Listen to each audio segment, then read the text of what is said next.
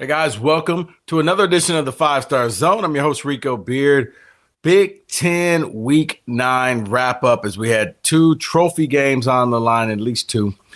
Michigan State, Michigan played for the Paul Bunyan Trophy, and Iowa and Minnesota, the Floyd of Rosedale, the Pig Trophy.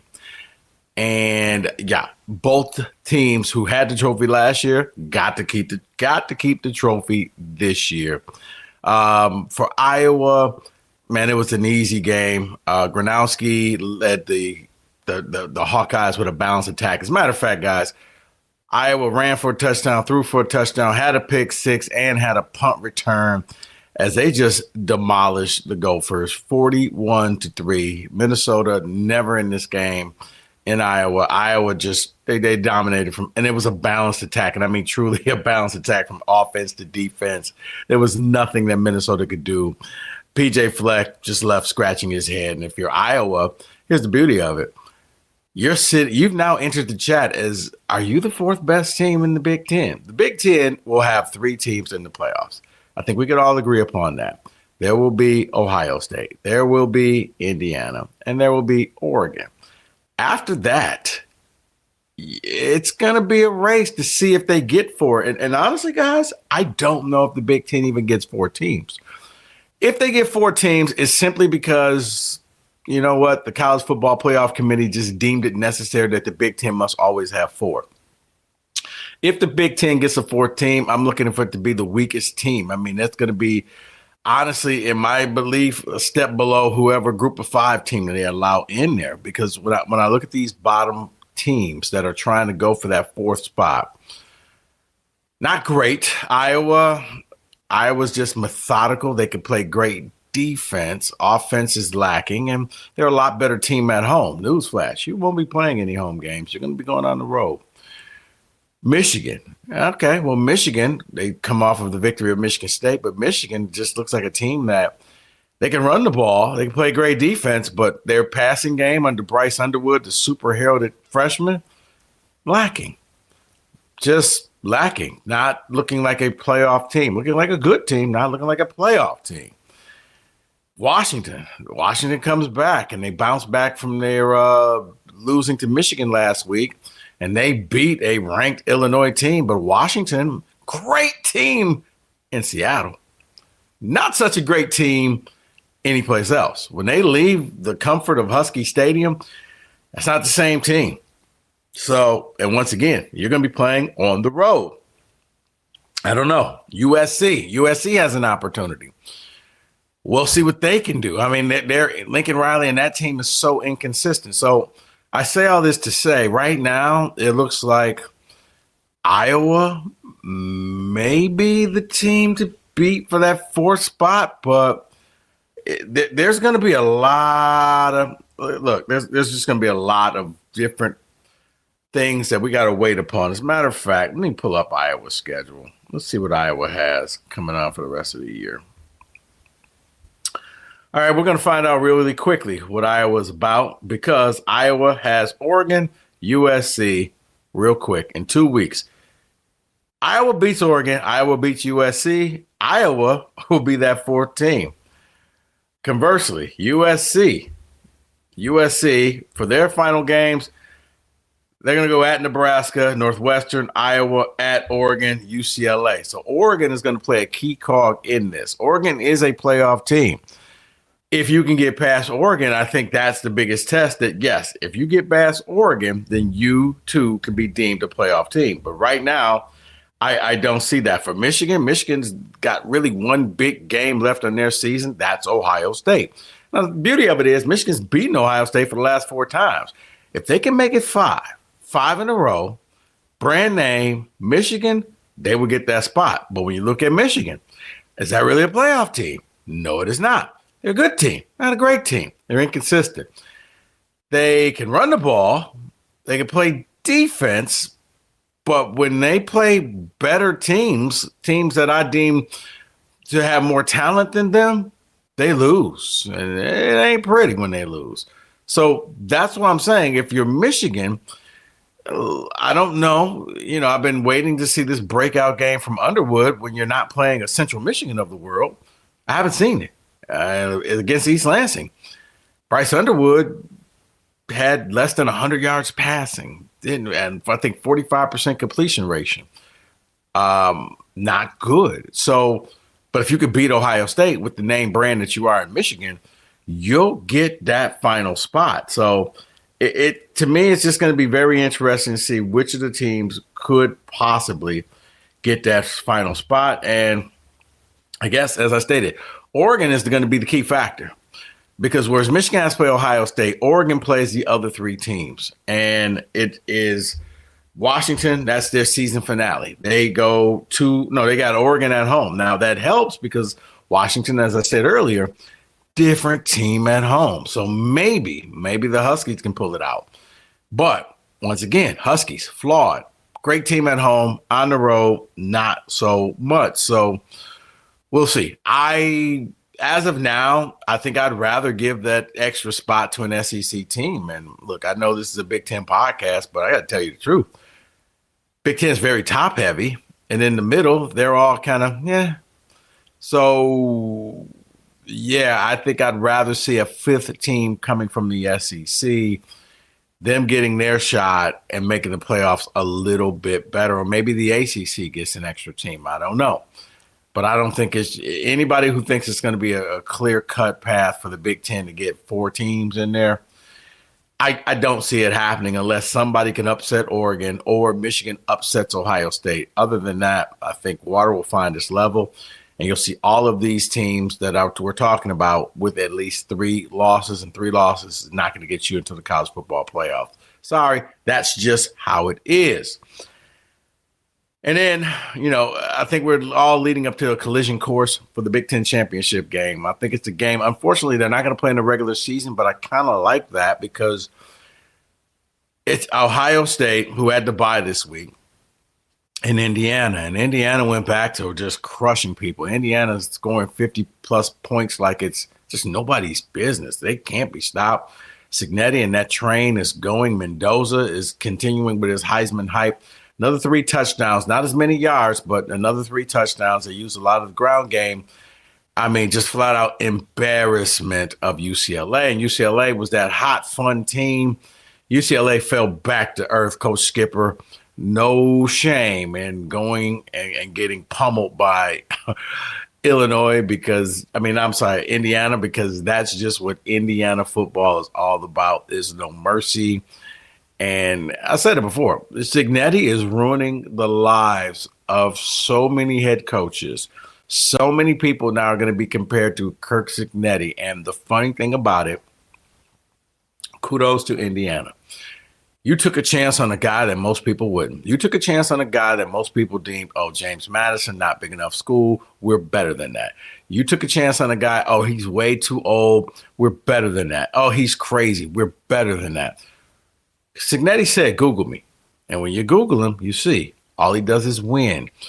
He reminds me a lot of a John Beilein, where Beilein was just a winner no matter where he went, and that's Signetti. And because of which, I think Indiana is the perfect place for him. I don't see Kirk Signetti jumping into this coaching carousel as new jobs open up daily. If I'm Signetti, life is perfect. It's perfect in Bloomington. You are the man. You are God. You are the guy that people are going to be singing songs about for years. Occasionally a coach comes to a place and it's the right fit at the right time, and nothing can take away from that, and you'd be foolish to leave Bloomington, Indiana. They've already ponied up to pay you the money. There is no pressure. You create the pressure. The only pressure you have is can you duplicate what you did last year, and it looks like you're going to do that. And now the only pressure from that is, can you do that again the next year? Indiana's now become a football school. Indiana's now got a taste of winning football. And I don't think Indiana wants to go backwards, as you see the way they ponied up for him. For him to go to a place like Penn State or any other place, foolish. And he made the right choice. You stay there. You build your own dynasty, and you make it difficult for the next guy who has to replace you at Indiana. But right now, Indiana, they nailed it. And they took a chance. And I think what you're going to see pretty soon is a couple of teams in the Big Ten are going to have to make that choice. Do you go after the big name, or do you take a chance Why? Remember, Indiana had just paid out Tom Allen $15 million. Now, I know nowadays it doesn't sound like much, but at the time, Indiana parting ways with a coach and giving him $15 million, huh? That's the death sentence. That means we're done. We don't have anything left. We're going to have to borrow from hoops. That's why they went out. They got Signetti kind of on a prove-it deal, and he proved it. He proved it again and again and again and again. He brought his guys with him from James Madison, and they hit the ground running. They made the playoffs. Look, they got blown out in the playoffs, but they made the playoffs. And then they followed it up this year through the portal and through going out and recruiting and getting people. And he showed that I'm not a one-hit wonder. There would be no fall off. I'm guilty of thinking it was going to be a fallout. Was no fall off. They kept this thing going. That's going to be a problem. It's going to be very problematic because right now I'm looking at two schools. UCLA has already cut ties. They're in the process of looking for a new coach. Every day I'm expecting to see what's going to happen at Wisconsin. Every day I'm expecting to see what's going to happen at Michigan State. For Wisconsin, I guess Michigan State and Wisconsin had moral victories. But, man, it wasn't that long ago that those two teams were playing in I guess it actually was that long ago. Now that you think about it, it was, 14 years ago that they played in the inaugural Big Ten championship game in Indy. And now both teams just kind of seeing who's going to hit the bottom first. Wisconsin, Luke Fickell, I believe, has like close to a $40 million buyout if you get rid of him. I don't know if Wisconsin is the type of school that will just pony up the money to buy him out, but it looks like Fickell has just lost his team. You had a moral victory kind of because you didn't get waxed by Oregon, but I would say that's because Dante Moore got injured, and honestly, I think you really weren't a threat to Oregon. You were kind of a get-right game to Oregon where let's not get injured. Let's just kind of do what we got to do and move on to the next game, and they won 21-7. So they didn't blow you out, but you never really had a chance. And for Wisconsin, where do you go from there? Do you go back to the Barry Alvarez type of offense where it's just run the ball? Do you try to find your identity again? I don't know. I mean, I don't know how much money the Wisconsin boosters can come up with and try to do what you can. Do you patch things up with Bielema and try to bring him back? I don't know. I just know right now it's weird to see Wisconsin football, normally a tough team in the Big Ten, sitting there at the bottom and just bad. I mean, Purdue is bad, but Purdue I expect to get better under a first-year coach. Wisconsin, I don't see how they get better. And speaking of not getting better, that's Michigan State. Jonathan Smith and Michigan State, I was at the game, Michigan State game. And look, say what you want, depending on which side of the fence you are. But I think most even Wolverines can say there are a lot of questionable calls in that game. And real quick, I've often said this. As bad as, look, Jonathan Smith had to come and face the music to the media. Aiden Childs had a horrible game. He had to face the music. I've never understood why referees do not have to sit in front of a microphone and explain their calls and explain their mistakes and own up to things publicly. Instead, they get to slink off into the night and nobody gets to talk to these guys, even though they affect games on every level. I've never understood that. Why they exempt from having to explain themselves. Good day, bad day. They should have to talk to the media. It's one of the dumbest principles in sports, whether it's football, basketball, baseball, hockey, whatever. Referees should have to face the music. But anyway, I digress. Some bad calls. I mean, the offside call, it doesn't help you when the head of officiating on Peacock says, you know what, he timed it perfectly. It should have been a a sack fumble, and MSU gets the ball. Now, for those who say, well, it's not that big of a deal and Michigan just outplayed them, it's momentum. I take you back to last week. Michigan and Washington played in a 7-7 game going into the fourth quarter, and all of a sudden, you look out there, and Michigan gets a turnover, and that turnover just started the avalanche, and next thing you know, they beat Washington at home. I think the same may have happened because that Michigan team after the first touchdown really wasn't moving the ball. State wasn't moving the ball, but it was that spark. Just similar to early in the game, Aiden Childs fumbles, Michigan gets a short field, Michigan goes in, they score. They kick the field goal and they score and they get the ball going early. And then next thing you know, they're up 10-0 and so on and so on.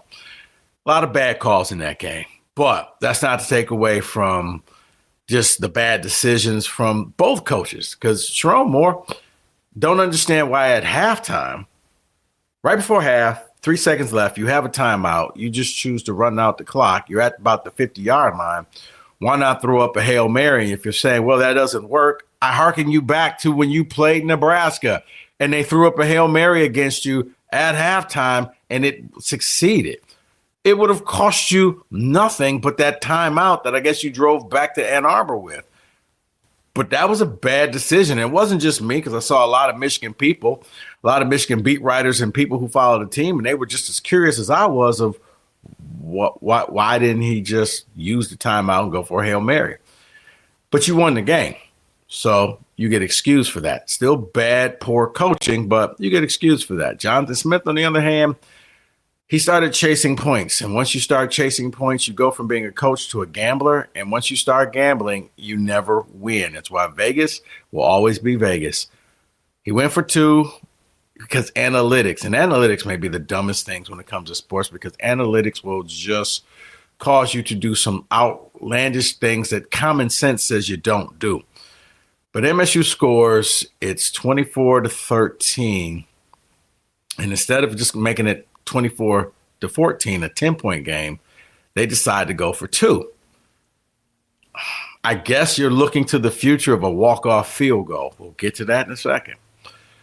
So they go for 2 and they don't get it. Now, had they just gone for kick the extra point, it would have been a 10-point game.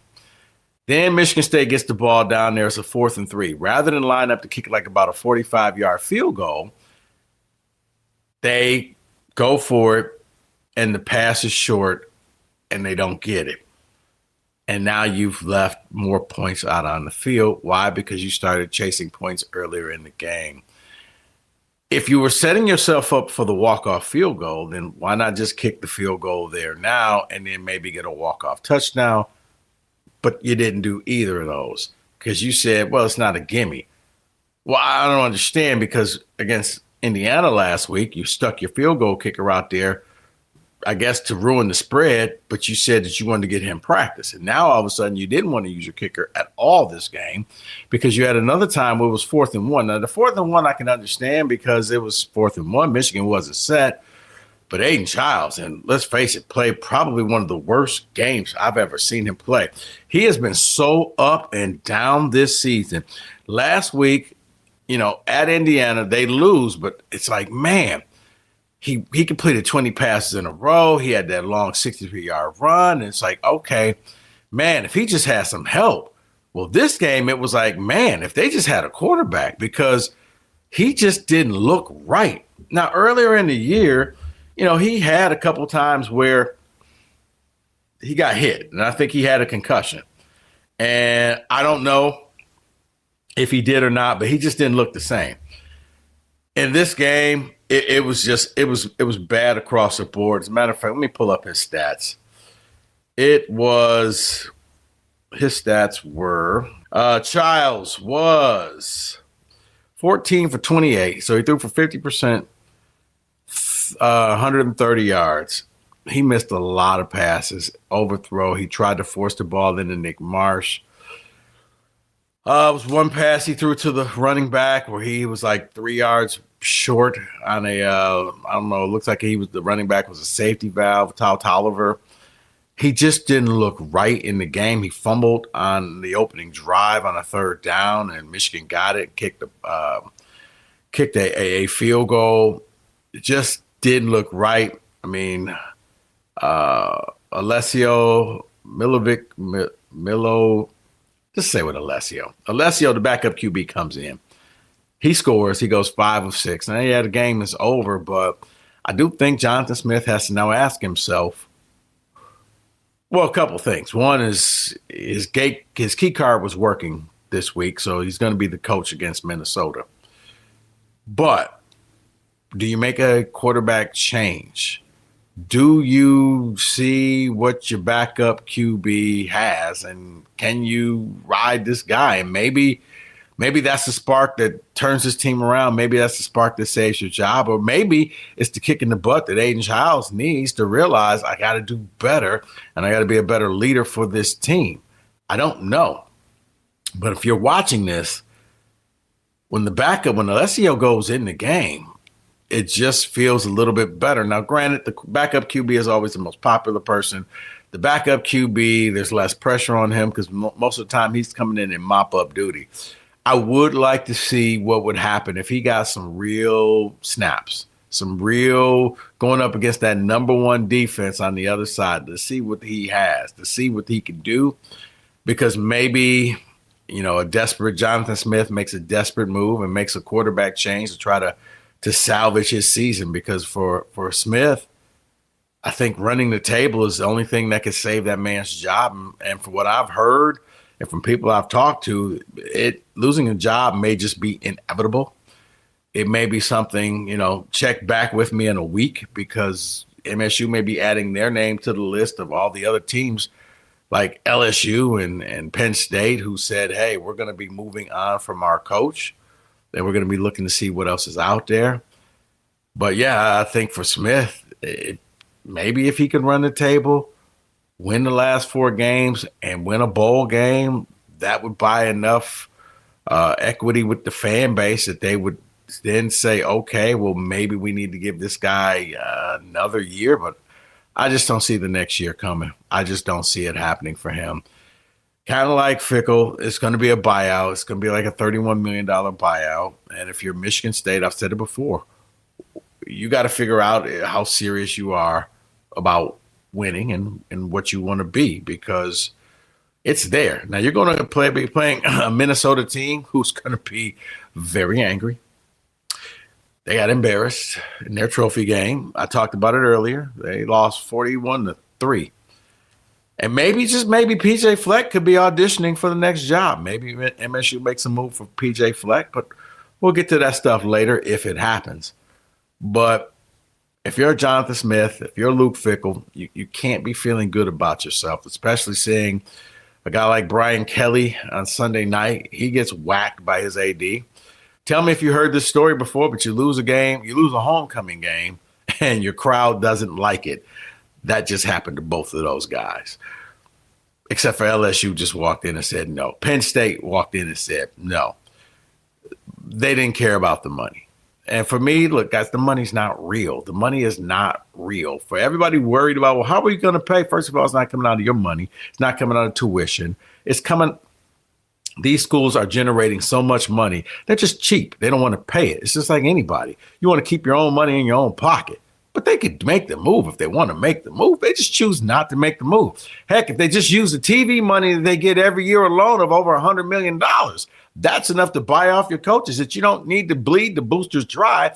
But these schools are just cheap as hell, and they want to pass the savings on to you. That's what they want to do. Here's the cost. I don't want to pay it. Let me ask my customers, my richest customers, to pay this stuff. And we fall for it because we're broke. You're not broke. You're not broke. I've yet to see a school put up a lock on the stadium and say out of business because we're broke. It's kind of like a government shutdown. It's a big threat, but the government doesn't shut down. Well, we shut down for a day or two. Yeah, no, you close some natural parks out in Wyoming. That's about it. Okay. Real talk. No program's going to shut down. Programs have money. You're signing all of these billion-dollar TV deals. It's hard for me to believe you're broke. It's hard for me to believe you can't pony up the money to make the fixes, to figure out what you want to do. But I think it's easier to hide behind the cloak of we're broke, so you don't have to be a serious football team. So you don't have to be a team that actually demands winning. You don't have to be a team that demands excellence, because you could use the whole thing of we're broke to not go further and to dupe your fans into just accepting gruel instead of feeding them steak that they want. And then when they see other people eating the steak, you just say, well, we don't have the type of money that they have. Really? Because I look at schools like Indiana. You mean to tell me Indiana is now a have?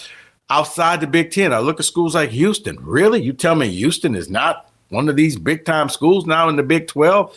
Willie Fritz has that team moving. He's been there for 2 years, and Houston looks pretty good in both sports. Look, the money is there. I think schools just choose to be cheap, and I think schools have mastered the art in selling their fan base that, well, you know what? They're pulling their pockets inside out. We're broke. Where's the money going to come from? If you want to make some changes, pay us the money. Or how about this? If that's the case, plain and simple, if you're that broke and you're going to tell the fans to help you out and you want to be a poverty school, then act like a poverty school.